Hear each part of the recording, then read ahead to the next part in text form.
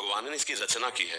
इंद्रियाणम मनश्चास्मि, कह रहे इंद्रियों में मैं मन हूं, और त्रिगुण माया का इसमें भरा हुआ पूरा पॉइजन जहर है। आप देखो मन छोड़ के गंदी बात में ही जाएगा, नहीं जाएगा। ये नहीं कि अच्छी बात में नहीं जाता, अच्छी बात में लगाओ तो लगेगा, और वो भी थोड़ी देर, और बुरी बात में लगाने की जरूरत नहीं। और आप सुनते, इसका स्वभाव रचना ऐसी रची गई। अब यही गेम रखा गया है कि अब इसकी गति को रोको, अंतर्मुख करो, भगवदाकार करो, तो तुम्हें इनाम मिलेगा, त्रिभुवन पर विजय प्राप्त कर लोगे। वो अद्भुत आनंद अंदर ही मिलेगा, किसी से कहने की जरूरत नहीं, आनंद मगन हो जाओगे। और उसी आनंद की खोज, देखो जब हमारा मन कहता है इस शरीर को भोग ले, इस वस्तु को भोग ले, हम देखो सब अपने घर के जैसे बैठे, क्या उसके भोगने के बाद मन को शांति मिलती है?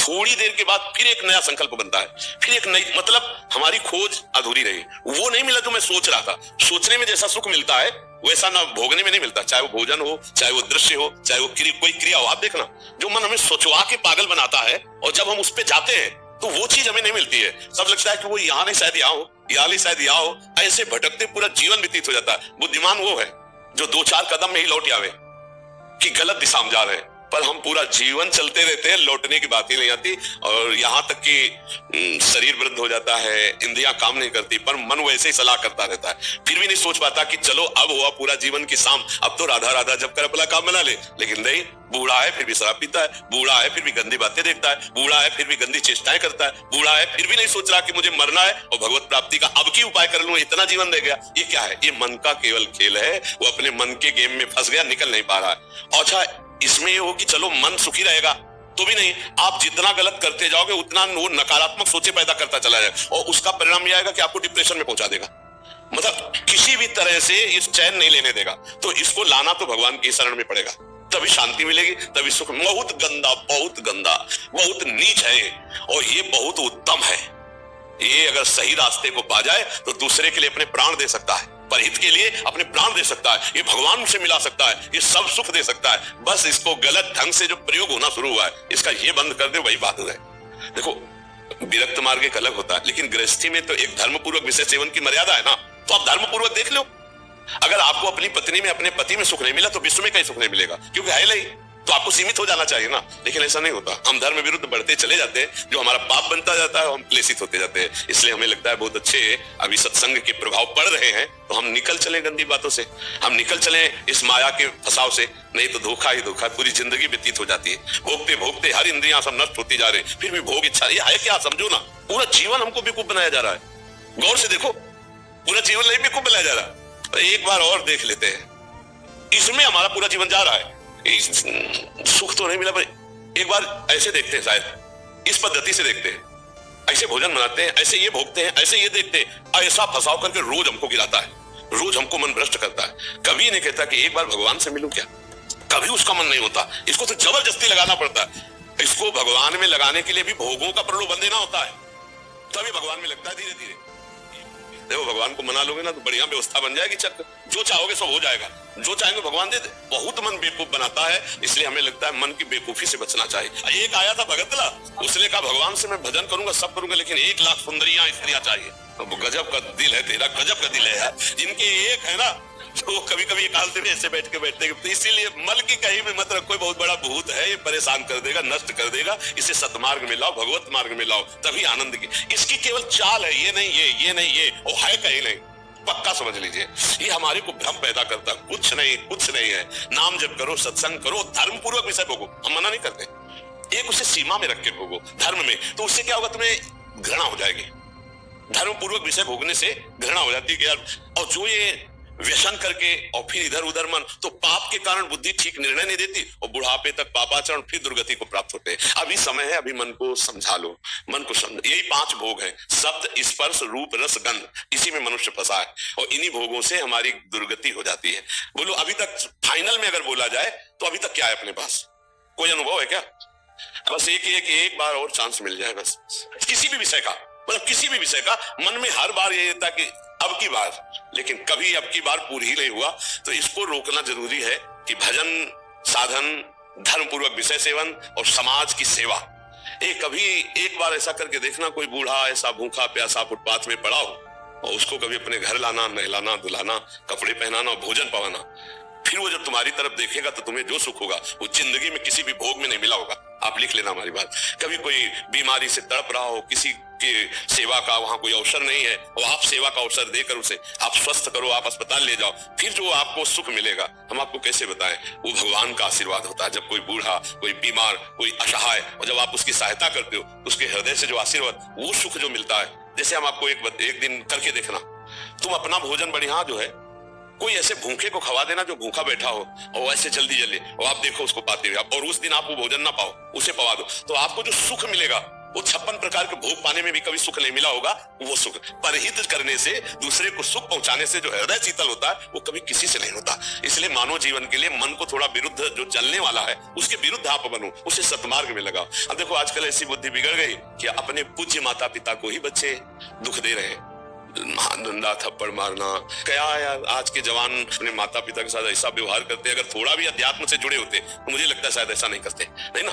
धर्म से जुड़े होते, अध्यात्म से जुड़े होते, ऐसे माता पिता तो भगवान होते हैं। उनकी आंखें नहीं, उनको नहलाओ धुलाओ, किसी मंदिर जाने की और जरूरत नहीं, उनको भोग लगाओ, उनको पवाओ, उनका जो आशीर्वाद है लोक परलोक तुम्हारा सब बना देगा। लेकिन जब अध्यात्म से नहीं जुड़े तो लगता है कौन इनको, तो ये क्या है, ये है मन का वो पापी मन। देखो कैसे पाप कराता है, कैसे निगेटिव चलाता है कि अब ऐसे पुत्रों की क्या दुर्गति होगी।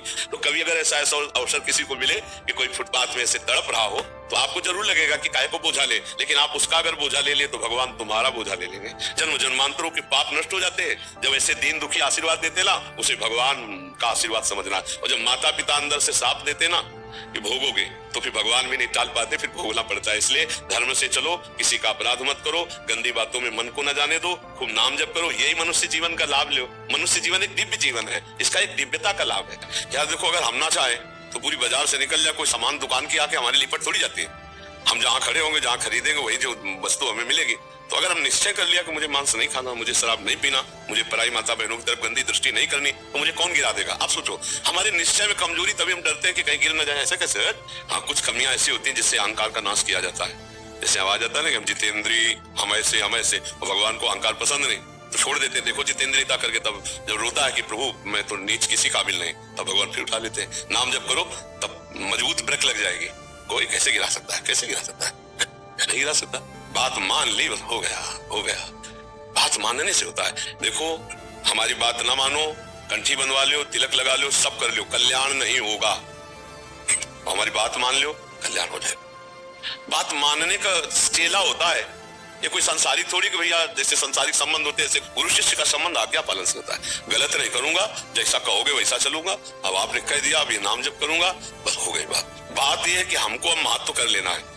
अरे बोले ऐसे कह दिया था सिया राम राम राम जपो, तो गुरु मंत्र तो मिला नहीं। तो कभी गुरु मंत्र मिल भी जाएगा तो लाभ नहीं मिल पाएगा, क्योंकि आपको संत वचन, गुरु के वचन पर विश्वास ही नहीं हुआ। गुरु के वचन प्रतीति न जही, इस स्वप्न में भी लाभ नहीं मिल। मान लिया, हो गया हमारा सब कुछ। अब हम राम राम जप करेंगे, अच्छे आचरण से चलेंगे, तो यही नाम आपको बल दे देगा। जो आप कहते हो ना कि ऐसा बल कैसे आए, इसी नाम से आता है बल। माया पर जीतने का जो बल है वो भगवान की कृपा से, उनके नाम बल से आता है। देखो, नाम में इतनी सामर्थ्य, भगवान को अधीन कर लिया। सुमीर पवन सुत पावन नामो अपने बस कर राखे। फिर और क्या, काम क्रोध को जीत लो तो कौन बड़ी बात। भगवान अजित जीत गए। भगवान कह रहे, प्रति उपकार करो का तोरा, सन्मुख हो न सकत मन मोरा, तुम संतात उरिन में नहीं। नाम जप करते हुए समाज सेवा, भगवत सेवा, माता पिता की सेवा, बस इससे बढ़िया वो साधना क्या है। अब बढ़िया गंगा जी से कपड़ा धो के लाए और फिर नाली में डुबो दिए तो फिर गड़बड़ हो जाएगा। नहीं, मानव दे थोड़ा विवेक है। धर्म से विषय सेवन करो, पापाचरण करोगे तो फिर वहीं पहुंच जाओगे, नरक हो जाए। धर्मों की बड़ी गति है, इसलिए नाम जप कर लो और ये जीवन सार्थक। अच्छा, नाम जपने में सबसे बढ़िया बात ये कि इसमें बैठने की बात नहीं कह रहे कि आप पद्मासन लगा के बैठो। दिन भर काम करो, राम राम राम राम, आनंद से राम राम चल रहा है, फावड़ा चला, राधा राधा राधा राधा, हर काम होता रहेगा। जब युद्ध हो सकता है मामून स्मर युद्ध से, तो युद्ध से खतरनाक कोई काम तो है नहीं। दूसरे की गर्दन काट ली, अपनी गर्दन बचानी युद्ध में, और भगवान अर्जुन को कह रहे मेरा स्मरण करते हुए युद्ध कर, तो इसका मतलब भगवत नाम जप करते हुए सब काम हो सकता है। ठीक है, तुम नाम जप करो और अच्छे बनो, इसी जन्म में भगवान को प्राप्त किया जाए, भगवान की स्मृति में डूबा जाए। अगर आपने भगवत प्राप्ति का कार्य इस जन्म में पूरा नहीं किया तो पहला दंड आपको मिलेगा बिना किसी कर्म के, इस बात का कि आपने भगवत प्राप्ति क्यों नहीं की, आपको चांस दिया गया। जैसे बहुत सरलता से हम समझाते हैं कि जैसे हम आपको विदेश भेजें सरकारी, भारत के संविधान के अनुसार आप भारतीय काम कीजिए, जाकर भारत के लिए आप ये काम कीजिए, और आप वहां जाकर जाने के लिए तैयार हो कि हमें वहां गाड़ी मिलना चाहिए, बंगला मिलना चाहिए, हमारी सारी व्यवस्था होनी चाहिए, तो सब व्यवस्था भारत सरकार ने कर दी।